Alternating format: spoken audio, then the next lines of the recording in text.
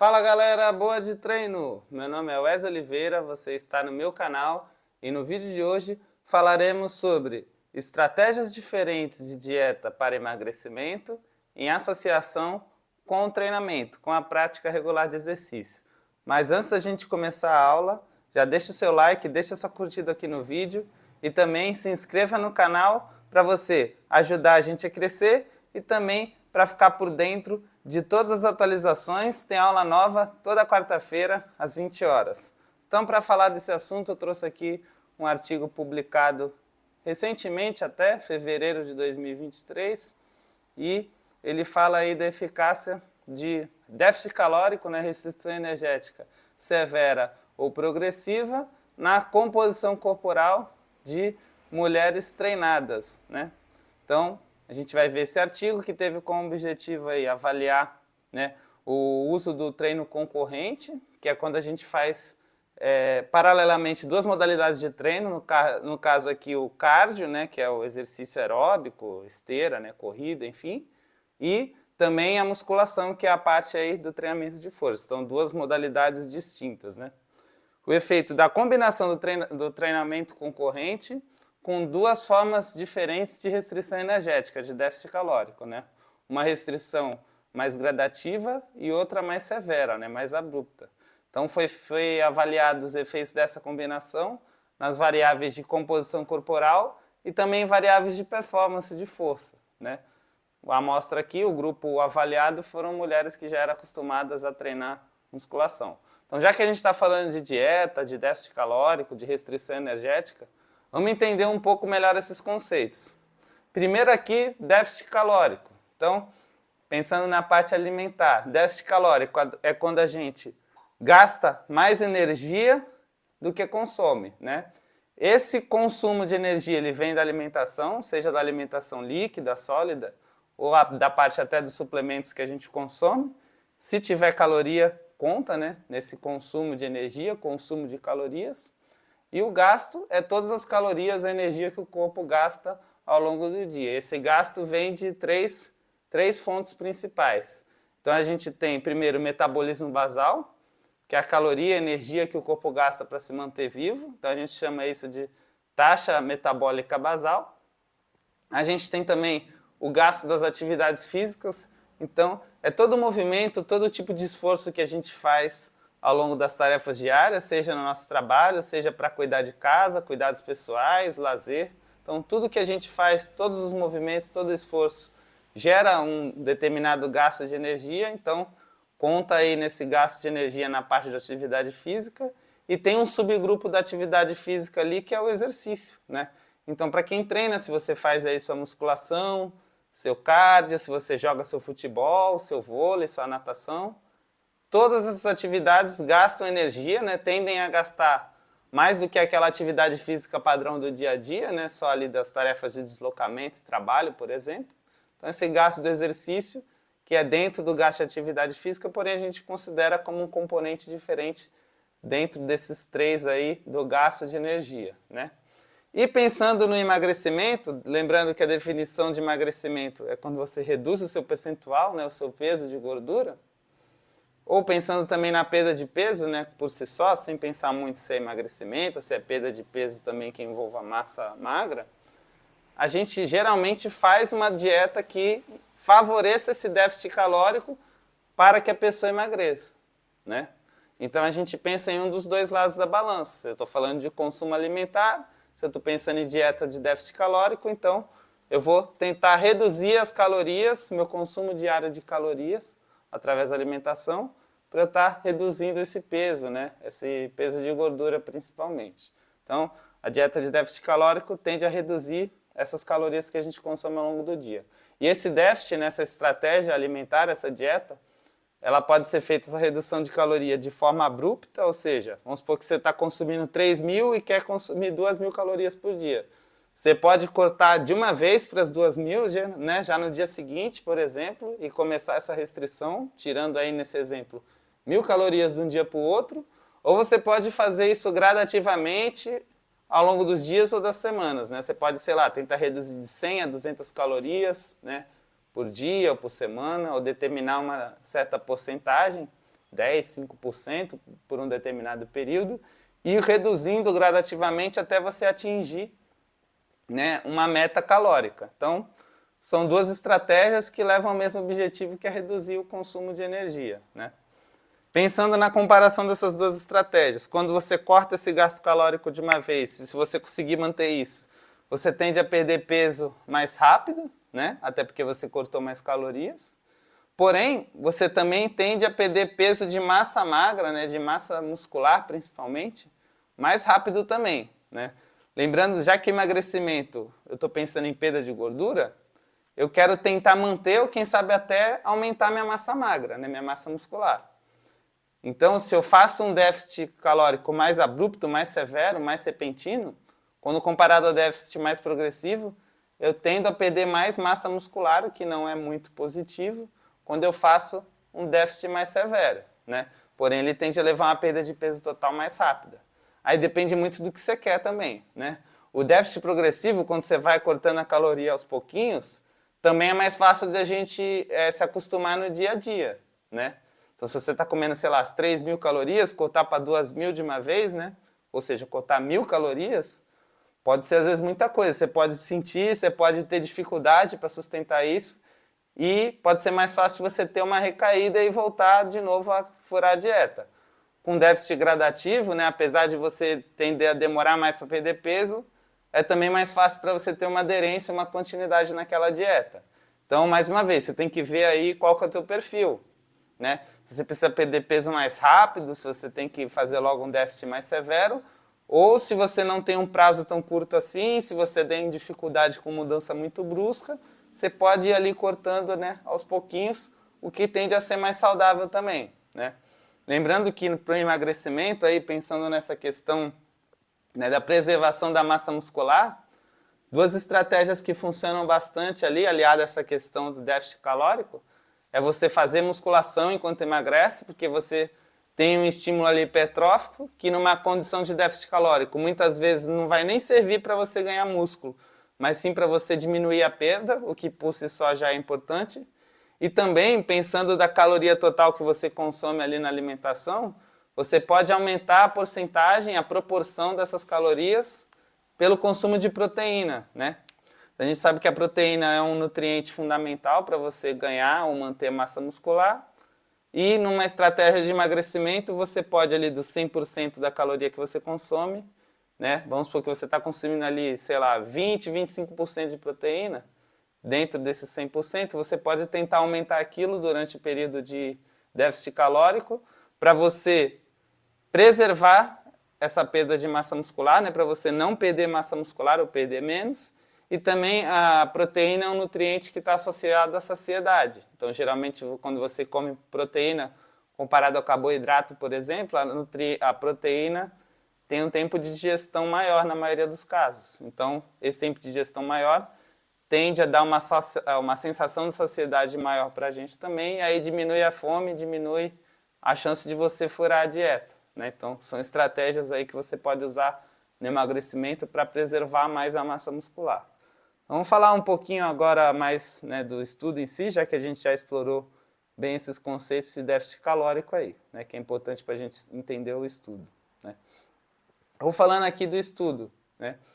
Teve-se aí um período de treinamento e para isso foram utilizados aí como amostra mulheres jovens, né, 14 mulheres, idades ali na casa de 18 a 35 anos. E eram mulheres treinadas, né, já com experiência no treino de musculação, né, pelo menos 2 anos de experiência de treino, e durante o período de treino que era dedicado para o estudo, elas não fizeram mais nenhum outro tipo de treino, atividade, né, de esporte associado, né, para os resultados que a gente vê aqui serem influenciados só pelo que elas fizeram no estudo em si, não por outros tipos de treino, né. Importante ressaltar também que nenhuma das participantes relatou o uso de anabolizantes, uso de outros tipos de suplementos, recursos ergogênicos, durante o período da pesquisa, até para não ter, gerando influências aí no resultado, né. Vamos ver um pouquinho mais aqui das características dessas participantes, né. Então aqui, ó, se destaca primeiro as características de idade, estatura, né, e dados antropométricos, né, estatura, peso e o BMI, que é o IMC, né. Então a gente vê aqui que a gente tem essas duas primeiras colunas, que são as duas divisões de grupos, né? Então dessas 14, 7 foram divididas aqui por grupo que fez uma restrição calórica mais progressiva, né, mais gradativa, e outras 7 foram divididas nesse grupo que fez a restrição calórica, né, o déficit calórico mais severo. Então tem aqui a idade média do grupo, né, na casa dos 30, 28 anos.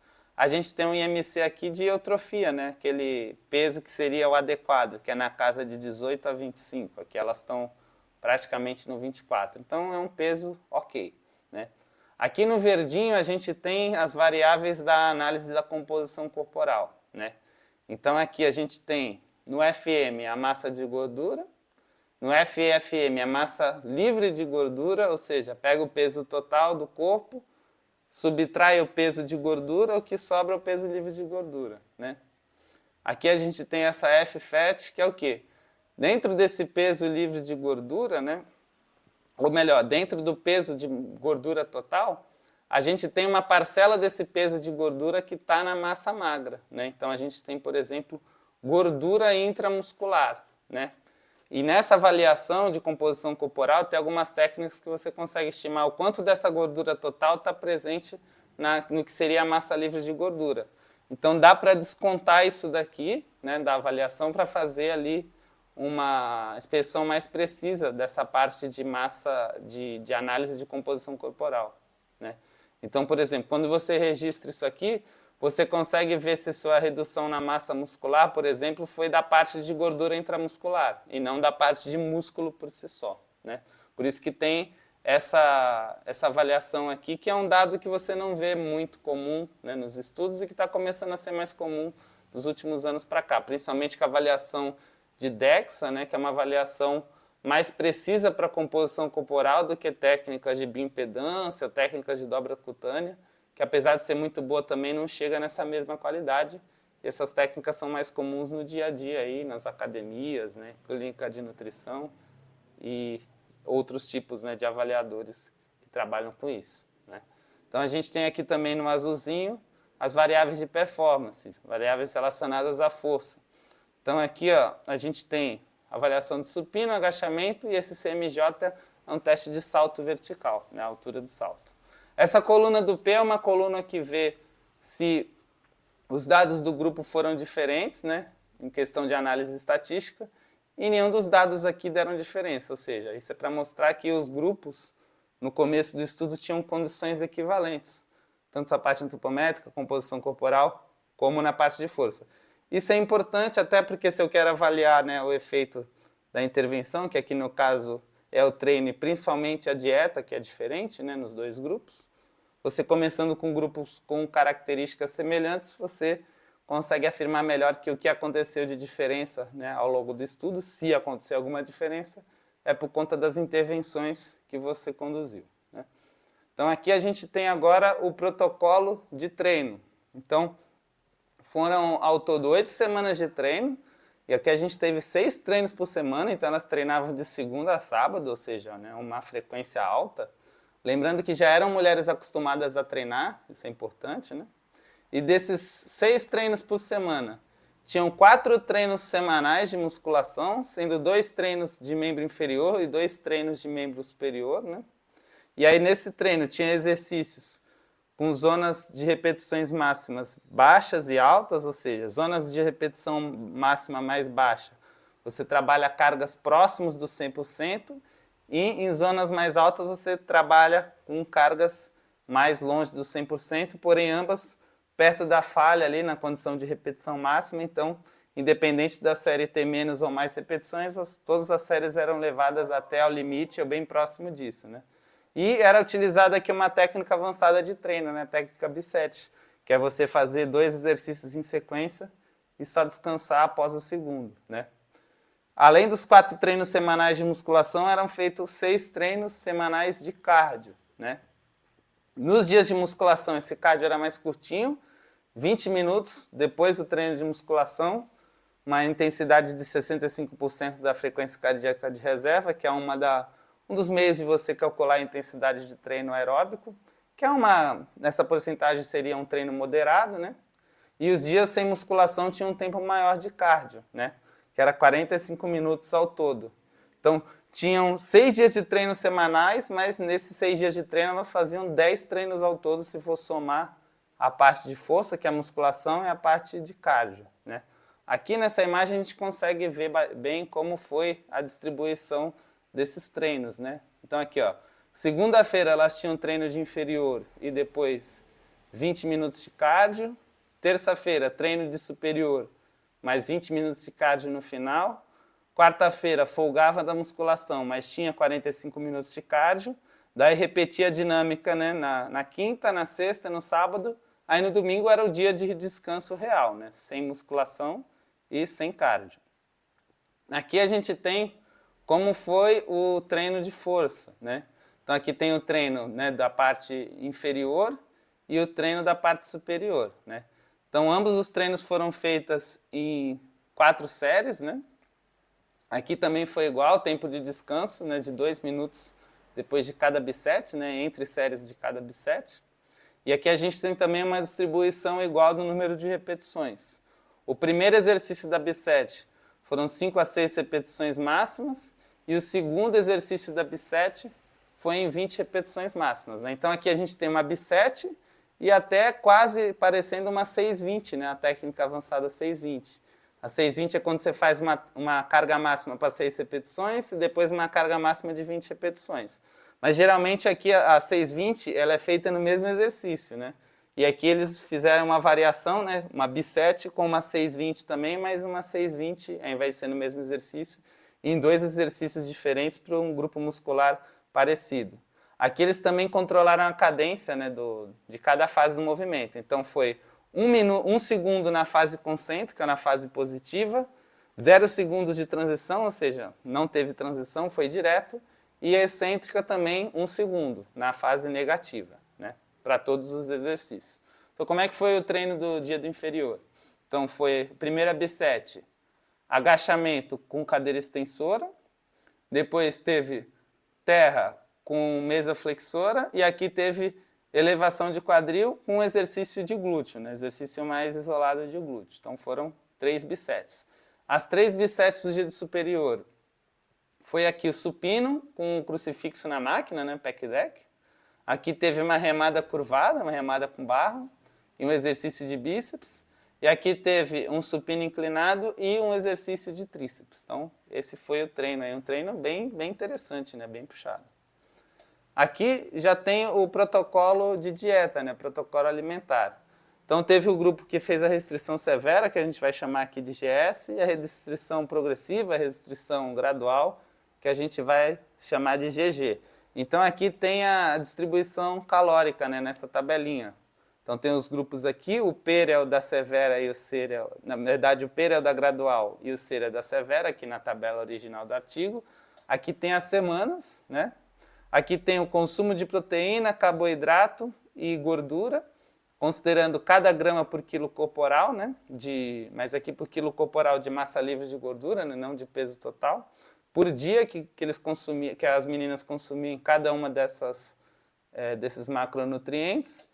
E aqui tem a relação calórica, né? Também nessa mesma questão de quilo de massa livre de gordura. E aqui a gente tem as calorias totais do dia, né? Então, por exemplo, ó, na restrição severa, elas consumiam ali em média de 1.367 calorias por dia ao longo de todos os dias aqui das 8 semanas. Então não teve diferença. Então já foi direto às 1.300 ali desde o primeiro dia.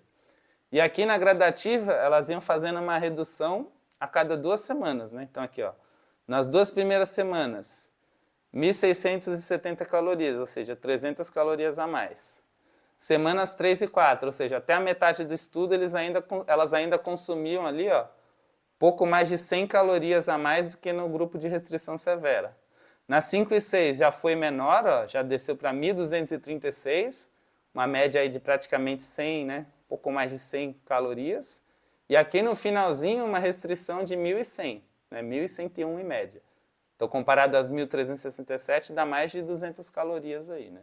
Então, começou no grupo progressivo acima, depois na metade reduziu, mas ainda estava acima, no meio já estava baixo e no final estava ainda mais baixo. Então, até que terminou com menos calorias até do que no grupo severo, porém, até chegar lá foi um processo mais gradativo, né? Como a gente vê aqui nas setinhas, né? Grupo que foi gradativo foi caindo ao longo do tempo, grupo da restrição mais severa se manteve igual. Aqui a gente tem as avaliações, né? Então teve a avaliação de composição corporal, né? Massa gorda e massa magra, a gente viu todas as subdivisões ali dessa parte de composição corporal, de gordura e massa magra, na primeira tabela, quando a gente viu ali os grupos que foram avaliados, né? O severo e o gradativo. E aqui a gente tem os exercícios que foram avaliados, né? Que foram os mesmos, alguns exercícios, né? 2 no caso, que elas fizeram aí no próprio treino, que foi o agachamento na Smith e o supino também na Smith, né? Então a gente tem aqui a Smith Machine, que é aquela barra guiada, então a gente tem aqui a imagenzinha do agachamento e também a imagenzinha do supino. E também teve um teste de força, né? Teste de força de salto vertical, de altura de salto, que elas fazem como se fosse numa plataforma de contato semelhante a essa daqui. Tem uma plataforma no chão, ela é conectada ao computador, você faz o salto, essa plataforma mede o quanto que você saltou, o quanto tempo você passou fora do chão, a força que você gera quando você faz a impulsão e quando você faz a queda, né, o amortecimento da queda. Então, essa plataforma pega todas essas variáveis, é um teste de potência, né, um teste de salto, e aqui pegou a altura do salto para ser mais exato, né. Então, vamos aqui aos resultados, né. Só lembrando que esse aqui do PER, né, que é o grupo de restrição gradativa, e o CER é o grupo de restrição severa, né. Aqui a gente tem uma tabela com diversas variáveis e eu vou dar uma resumida aqui para a gente entender melhor. Então, essas duas primeiras aqui, variáveis que estão destacadas, né? Está dizendo ali a massa corporal, que é o BM, e o FM, que é a massa de gordura, né? Então, a gente consegue ver aqui, lembrando que toda vez que eu falar de diferença estatística, se foi significativo ou não, eu estou usando principalmente o valor de P e essa estatística do tamanho de efeito, né? Então, não vamos entrar em muitos detalhes sobre isso, mas vamos resumir aqui o que aconteceu de mais interessante. Então, para os dois grupos, redução gradativa e severa, né, teve uma redução de massa, né, de peso total e de peso de gordura também, né. Essa redução, principalmente na gordura, ela foi até um pouquinho maior no grupo que fez o déficit gradativo, né. Então, foi ligeiramente superior ao déficit severo, mas os dois grupos foram eficientes nesses quesitos, né? PD peso de forma geral e principalmente PD gordura, né? Aqui a gente tem já outras variáveis, a gente tem a FFM, que é a parte de massa livre de gordura, a gente tem aqui o FFAT, que seria essa gordura que está presente na massa magra, ou seja, a massa magra também tem depósitos de gordura dentro das células, dentro da fibra muscular, por exemplo. E aqui a gente tem a relação entre essas duas variáveis, que é uma relação ali mais exata de massa magra, né? O quanto esse variável aí mudou ao longo do período pré e pós-treino, desconsiderando essa influência aí da massa gorda que é presente dentro da massa magra. Então, se for pegar primeiro a avaliação pura e simples da massa magra, teve uma redução ali significativa, né, no grupo que fez o déficit calórico gradativo, até diferente do que era esperado, né? Era mais até esperado que acontecesse isso no déficit severo, porém aconteceu no déficit gradativo.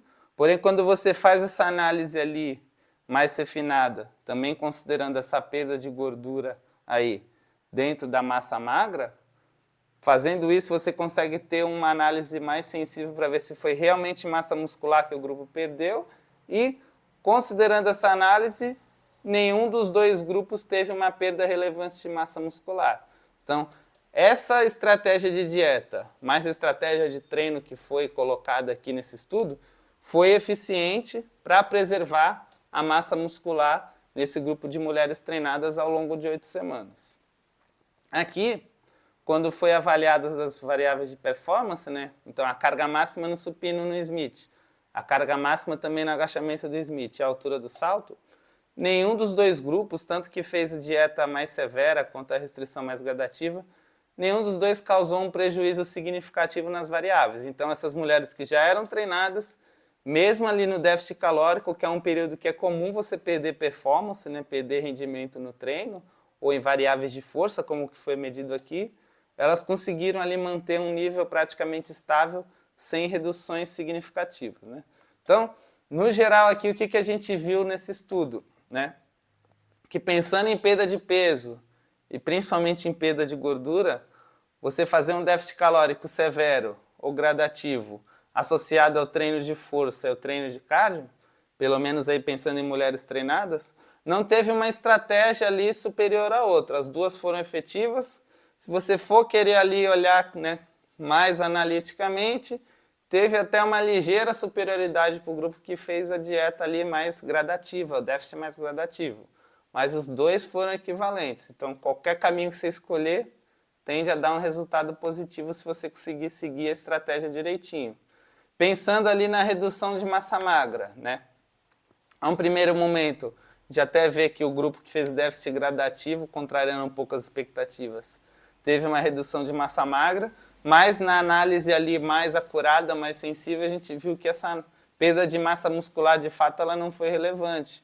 Então, você fazendo um consumo semelhante ali de proteínas, né, de porcentagem de proteína da caloria diária da sua dieta, mais essa estratégia de treino aí que foi feita no estudo, você consegue, pelo menos num período de 8 semanas ali, manter essa massa muscular praticamente estável, né? Você consegue perder gordura, você consegue diminuir teu peso, porém você mantém a tua massa muscular.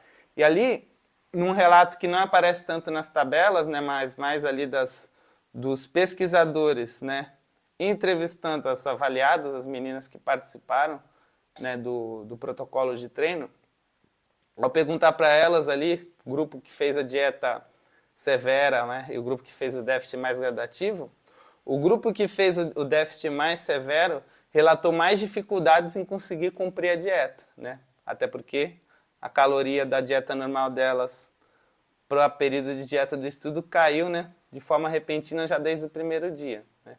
Então pode ser aí uma reflexão, principalmente para aquelas meninas que têm mais dificuldade aí de fazer dieta, pode ser uma estratégia melhor fazer o déficit progressivo, já que os resultados, tanto para perda de massa de gordura, perda de peso total e para preservação de massa muscular, tende a ser aí o mesmo, né? Então, se você tem dificuldade, já que um caminho tende a ser mais fácil, mais tolerável, pode ser melhor você escolher ele para ser sua estratégia alimentar para perda de gordura, do que sair cortando muita caloria de uma vez. Então, essa foi a principal mensagem aqui do estudo, lembrando que para estratégias de treino diferentes, para públicos diferentes, não dá para a gente, né, transferir simplesmente esse resultado e achar que vai acontecer tudo igual em situações diferentes, principalmente no público. Então, se você que está vendo esse vídeo, ou suas alunas, caso você seja professor, tem uma característica diferente da amostra, ou seja, um grupo masculino, por exemplo, pode ser que aconteçam resultados diferentes.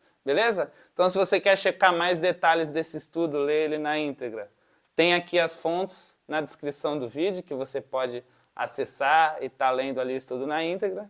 Tem isso em todos os vídeos, assim como os meus contatos aqui também na descrição, e a forma como você pode treinar comigo, participar da minha consultoria online Projeto 12, para você que quer melhorar seus resultados, melhorar o seu físico, às vezes está recuperando de uma lesão, precisa voltar a treinar, para você que quer treinar em casa, na academia, enfim, qualquer que seja o cenário, objetivo, você quer treinar, quer ter minha orientação, me chama aí, os links na descrição e você pode treinar comigo, beleza? Mais uma vez, deixa o seu like, sua curtida no vídeo, se inscreva no canal e na próxima quarta, às 20 horas, tem aula nova aqui no canal. A gente se vê até lá, bons treinos, bons estudos e até a próxima quarta.